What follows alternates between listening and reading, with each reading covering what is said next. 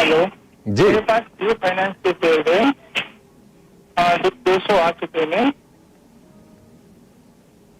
Hello 208 रुपए, क्या बात है। ठीक है, 208 रुपए के भाव पर हैं 1000 शेयर जियो फाइनेंस के। और आज बहुत ही अहम दिन है और इस अहम दिन पर मुकेश हमसे सवाल पूछ रहे हैं कि करना क्या है, क्योंकि आज आखिरी दिन है जब एनएसई के 18 जो इंडेक्स है उसमें ये शेयर शामिल है। आज के बाद ये बाहर हो जाएगा, यानी कि कल से प्रभावी हो जाएगा। और बीएसई से पहले ही ये शेयर बाहर हो चुका, बीएसई के तमाम इंडेक्स से। गौरांग सर, बहुत ही बढ़िया भाव पर एंट्री की है। मतलब सोच तो तमाम लोग रहे होंगे कि जियो फाइनेंशियल में मौका खोजें। 265 रुपए पर ये शेयर लिस्ट हुआ, उसके बाद हमने लगातार लोअर सर्किट देखे। 202 रुपए पर लोअर सर्किट का दौर थम भी गया, उसके बाद तेजी देखी। मतलब सब कुछ हो गया। पिछले महीने भर से भी कम के समय में जियो फाइनेंशियल ने कई तरह के फेज देखे। क्या आप सलाह देंगे?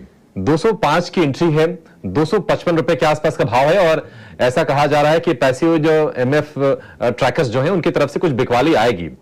आपको लगता है कि जियो फाइनेंशियल में इनको चूंकि प्रॉफिट हो रहा है तो आपकी जो थियरी है कि मुनाफा वसूलते रहना चाहिए वो यहां भी कर ले, या फिर थोड़ा नीचे जाने पर आप ऐड करने की सलाह देंगे लॉन्ग टर्म के लिए? अभिषेक, सबसे पहले तो ये जो पूरा डीमर्जर की प्रक्रिया हुई और वैल्यू डिस्कवरी के लिए एक स्पेशल सत्र रखा गया वहां पर, और इस जियो फाइनेंशियल सर्विसेज की मेरे ख्याल से बुक वैल्यू करीबन 200 के आसपास की है और 261 मेरे ख्याल से 6.5 या 8.5 का वो वैल्यू डिस्कवरी के टाइम क्लोज आया था तो जियो फाइनेंशियल सर्विसेज का। फिर ये लिस्ट हुआ और फिर निरंतर बिकवाली हुई काफी बड़ी मात्रा में। लगातार 5% के नीचे के तरफ के सर्किट लगे और स्टॉक करीबन 210 के नीचे आसपास आकर के संभला।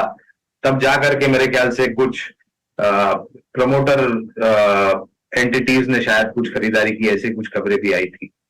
अब दिक्कत ये, और जो स्पष्टीकरण एजीएम में माननीय मुकेश अंबानी जी ने दिया है जियो फाइनेंशियल सर्विसेज को लेकर के, एसेट मैनेजमेंट कंपनी में जाना चाहती है, इंश्योरेंस में जाना चाहती है, माइक्रो फाइनेंस में भी शायद ये जा सकती है आगे जा करके।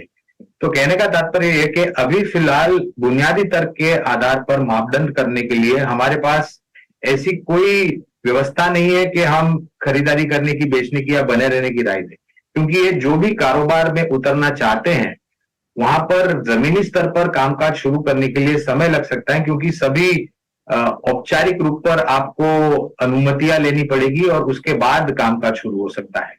और जब ये कंपनी रिलायंस की बैलेंस शीट के तहत थी तब हमारी एकजुट खरीदारी की राय तब भी थी रिलायंस इंडस्ट्रीज पर और आज भी है। अब मुश्किल यह है अभिषेक के, क्योंकि कोई आंकड़े का तर्क नहीं हमारे पास, तो हम विशेष रूप में टिप्पणी नहीं कर पाएंगे। ठीक है, तो यह है जियो फाइनेंशियल्स पर राय। अगला